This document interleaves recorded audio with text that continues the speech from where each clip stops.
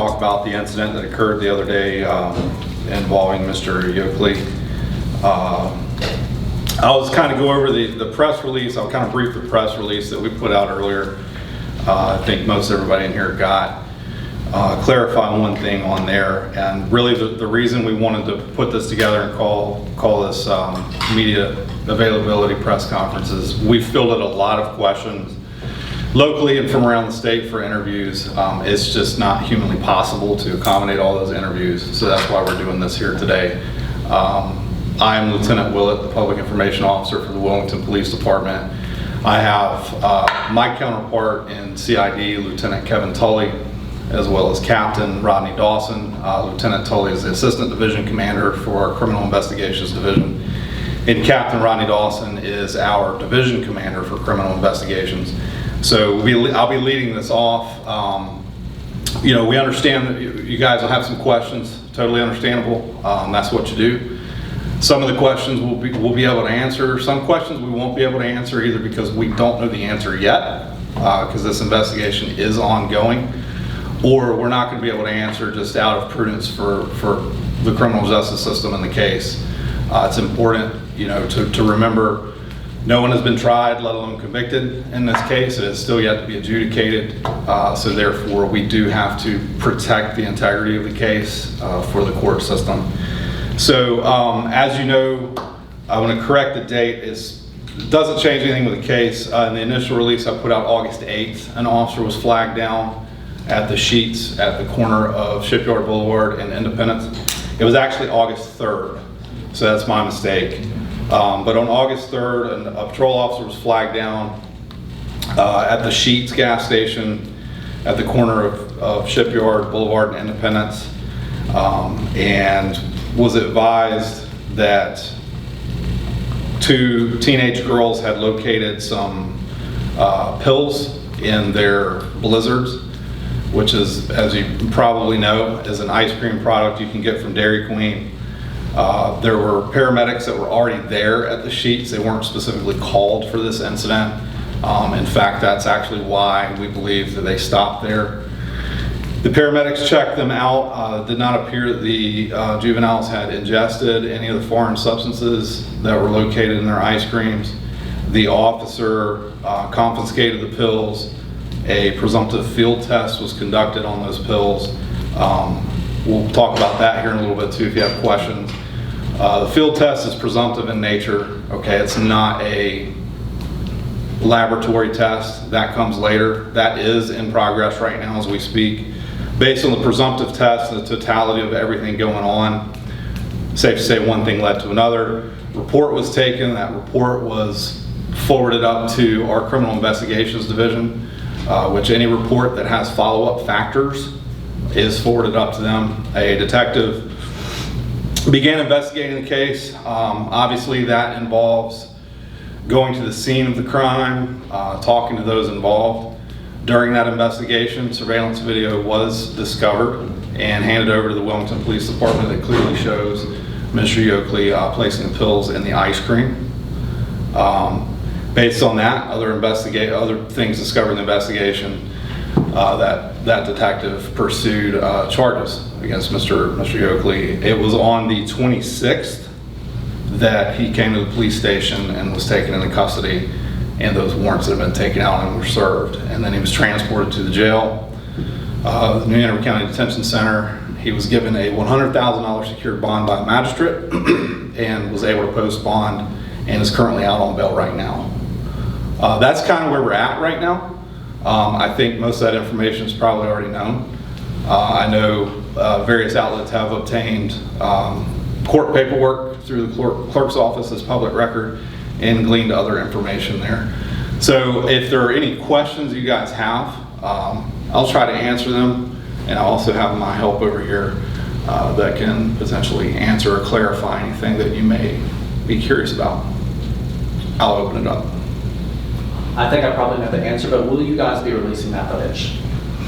No, we're not going to release it. The case has to go to court, and once it goes to court and is presented as evidence and the case is adjudicated, there's a potential then. But no, we won't be releasing it prior. Have you guys found exactly where Yoakley got the pills from? Don't believe so. Like the source? No. No. Are you all able to say what type of narcotics were found? Do you, Kevin, do you want to kind of The pills that were received that... come on up here so no, they can... No, it's not correct. The pills that were received that night were tested in a field test, which is not conclusive. It just gives the officer an idea of what we could be dealing with, especially for narcotics or poison or anything like that. So the presumptive test showed that it had the same compounds as other drugs. It may very well not be those drugs when it comes back from a lab. So that's where we are right now. So for us to say it's not absolute as to what it was, it definitely was a pill because it was wet. The markings weren't readable. So yeah, we're not going to jump to conclusions. We only listed the type of drugs that were, I think, released in the warrant because that's what they tested for in the street, but it may turn out to be something else. So in other medications. the street field tests basically are designed to test for compounds that make up illegal narcotics or narcotics in general. So it indicates the compounds, the chemical compounds that are there. So there's no question, you know, we're talking about drugs here. It's just getting to the point where it's isolated, identifying exactly what drugs are there. That's in progress right now with the lab. Would it have been a lethal dose? Hard to say. Hard to say. Not being a medical professional and not knowing specifics, you know, how different folks metabolize things, I really can't say whether it would be lethal or not. There was not a huge amount, and I know that's kind of a broad term there, but yeah, I mean, it wasn't, we're talking one pill per container. So, and I don't know what the milligrams come up to be or anything like that. Again, a lot of that stuff's gonna depend on the lab findings. Just to confirm something you said earlier, you said you believe Mr. Yoakley stopped at Sheets because paramedics were already present there? I believe so. So I believe the young ladies that are involved in this case, when they discovered the pills, they became very concerned and emotional. And I believe the 16-year-old involved was driving. And right now it looks like that due to concerns, fear, panic, if you will, made the decision to pull in there. So we think that decision was probably made by the juveniles to go to the gas station since they saw an ambulance or paramedic vehicle there. So if Yoakley is from Surrey County, do you all know why he was out here in Wilmington? We believe he has a residence here. Yeah, so I don't know about his residential status in Surrey County, but we do know he's a resident of New Hanover, or he is a resident of New Hanover County as well. We had heard he's got a bit of a criminal history. Can y'all elaborate on that? I'm actually not familiar. I haven't run his criminal history. I'm not familiar with that. Have you spoke to the family or the girls? The girls were interviewed extensively for the case, yes. Okay. Yeah. So the females involved have been interviewed. And did you cover the relationship of the girls not necessarily being? I didn't go deep into that. So we know one juvenile is a step granddaughter. Well, at least he referred to him as granddaughter, but the other one's a friend of the granddaughter. Correct. Yeah. I don't know if you're able to elaborate. What did he have to say about this? I don't know myself, and I can't find out and elaborate on that. Yeah. What else? The parents, have they said anything? Not that I'm aware of. Our investigators have been in contact with the family and spoken to them, but again, that would be something in confidence between them. So at the time that these two teenagers flagged down, did they have any inclination that it was potentially their grandfather? It didn't appear so initially. So when they went to the sheets because they saw the EMS vehicle there, it was actually the paramedics that flagged the officer down in conjunction with the juveniles that were there. The officer happened to be in the area. So it all kind of happened rapidly and quickly, but yeah. Did any of the girls express concerns, if with his behavior, is this the first time that something like this has happened, or did they feel any sort of way? At this time, we don't know. And I can tell you, based on what I've been informed or what I've been told, is that the girls were very upset. They were very upset, very concerned, panicked. And of course that was this incident, but as far as like indications of any other past behavior or anything, I can't go into that if that's been expressed or not. And just anecdotally, I mean, this is kind of a wild case. I mean, have you ever seen anything like this before? We've seen cases before where people have put drugs in people's drinks or food. I mean, yeah, it's happened before, and it does happen. Just based on my experience, this is the first time that I know of where it's been like this kind of dynamic with a family member. But that's certainly not to say, it's never happened before. That's just based on my experience. It's not an everyday occurrence. Typically when you think of people putting something in someone's drink, you're traditionally thinking downtown or, a roofie, if you will, or something like that. And that could be a completely different scenario. But yeah, I mean, as far as in my experience, family member wise, it's the first I can think of as I'm standing up here, but it's, again, certainly not to say it's never happened before. Were they all driving together? Yes. Yeah, they were all in Mr. Oakley's vehicle. Did he place the pills in the drinks at the Dairy Queen? Yes. Can you elaborate on how he concealed that?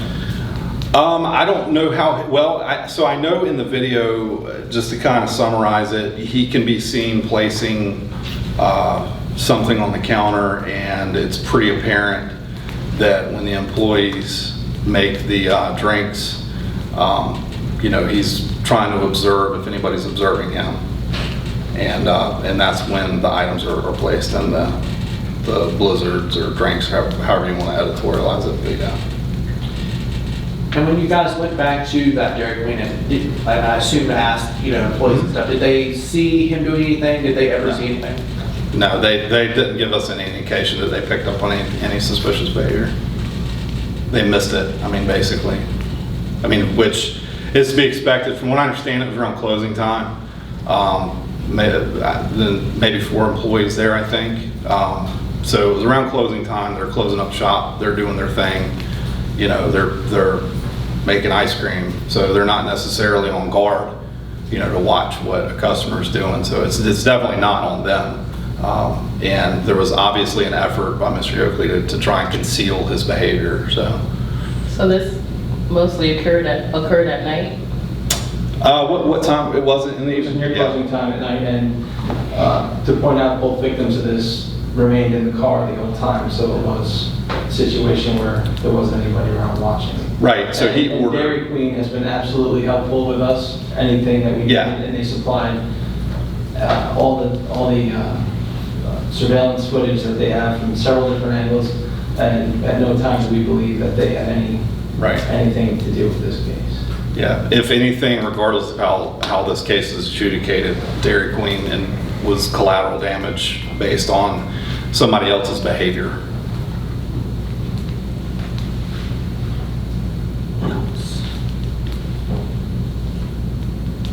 Is there anything you guys needed me to bring up specifically, or I think it kind of covers it? You told me Anderson Cooper's going to be here. That's the only way I could get you down here now. I guess, is there anything can you say about, where the kids are? I'm assuming they're with their parents now. Yeah, I'm not sure. They're safe, but that's obviously a priority. Anytime a juvenile is the victim of a crime or exposed to a crime or anything like that, Health and Human Services, commonly referred to as DSS, becomes involved. And obviously the child or juvenile's welfare is something that's paramount, regardless of the case. So their well-being was looked after by us, along with partners at DSS. I'm not sure if I missed this in the news or anything, but is Yoakley still in custody or did he bail out? No, he made bond the day of his arrest. He posted it was a $100,000 secured bond, and he bonded out. And to make sure I'm the ignorant recruiter that I'm under, if we're not talking ice cream that this was put in, we're talking Slurpee, like a drink. It's ice cream. It's like a really thick milkshake. Okay. Yeah, it's a Blizzard. So anybody that frequents Dairy Queen, you know, if they're familiar with a Blizzard, it's like it's a milkshake you eat with a spoon. Okay. Yeah.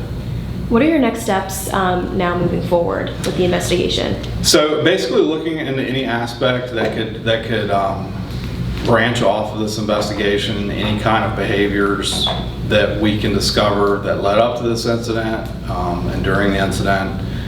Obviously, there's the lab aspect of this. Our partners with the Sheriff's Office lab are the ones processing the pills. So that's obviously a part of it. There's obviously will be a lot of conference that our investigators will have with the District Attorney's Office. So, you know, even, and this isn't just unique to this case, anytime there's a case of varying degree of severity, once there's arrest, even after the arrest, it's very common for the investigation to continue on. So it's not like, you know, arrest is made, the book's closed, and we wait for court. So there's a lot of loose ends we tie up, a lot of post interviews or additional interviews that are conducted, just things like that. Nothing that will really change where we're already at. If anything, it'll just build on the case. And when will those results on the pills be ready? Is there like a timeline or? It's hard to say. I mean, I don't want to throw a timeline out there and kind of like make anybody feel like they're closed within. The local lab here is more than capable. Excuse me, more than capable of handling this request, and the turnaround usually is quicker than it is at the state lab, which is just because the state lab, North Carolina State Lab, handles North Carolina, and they have a huge workload. So the lab here is capable of doing the exact same tests, and the turnaround is typically a lot quicker. So it won't be real long, but I mean, it's going to take them a little bit of time to do what they need to do. But not as long as it would if we sent it up to the state lab. Again, just because the state lab's workload is heavy. I know nobody's been convicted yet. We want to basically establish that. But if there is a conviction here, he's looking at some pretty serious time, I would think. Potentially. Yeah, somebody at the district attorney's office could probably consult you better on that, but you know, it depends on what level he's convicted at and prior history, anything like that. But it is safe to say, yes, that there could absolutely be time, a sentence that would require active time. That is correct. I could probably ask the DA or look on e-courts, but do you know when his first court appearance will be? So his first appearance based on the felony charges would have been Wednesday, if I'm not mistaken, the day after his charge. So anytime anyone's charged with a felony, they'll have a felony first appearance, which is typically the next day, especially if they're arrested later in the day. So that has already occurred. I don't know when his next court appearance will be. It is online. It should be online. I just haven't looked at it. And then just to get this correct, August 3rd was when the patrol officer. That is correct. That is correct. In the initial statement I released, I said August 8th. Okay. That's our mistake. It's August 3rd was Okay. when this initially happened. And then the investigation carried through to the 20th. I mean, really, the investigation's ongoing now, but he was taken into custody on August 26th. And just to confirm, those two shooting images were both female? Yes. Is there any particular reason why the public was notified, a few weeks after the incident, compared to like other incidents where a press release will come out, Well, it was because of his arrest. So we typically, there's a lot that goes on in Wilmington, right? Like any other city our size. So there really wouldn't be a reason, especially in this case, if it was an unknown. Honestly, it could do more harm than good. And putting it out there to say, hey, something happened and we don't know what's going on. It was relatively quick in this investigation that we developed Mr. Oakley as a suspect. And of course, we're definitely not going to advertise that. You know, we want to make sure we can gather as much evidence as we can. So, yeah, I mean, this wouldn't be one of those situations where we put out a media release or anything like that until the arrest was made.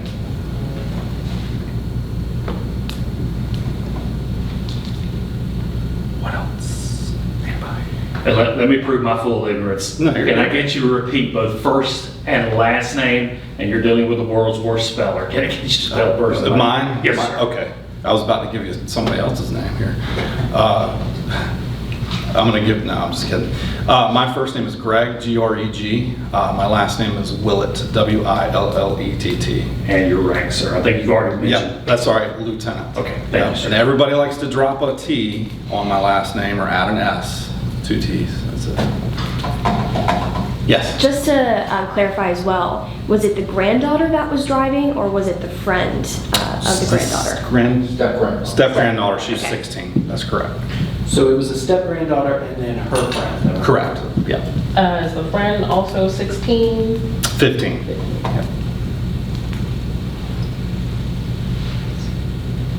What else? So the step granddaughter was what age, and then the Step granddaughter is 16 and the friend was 15.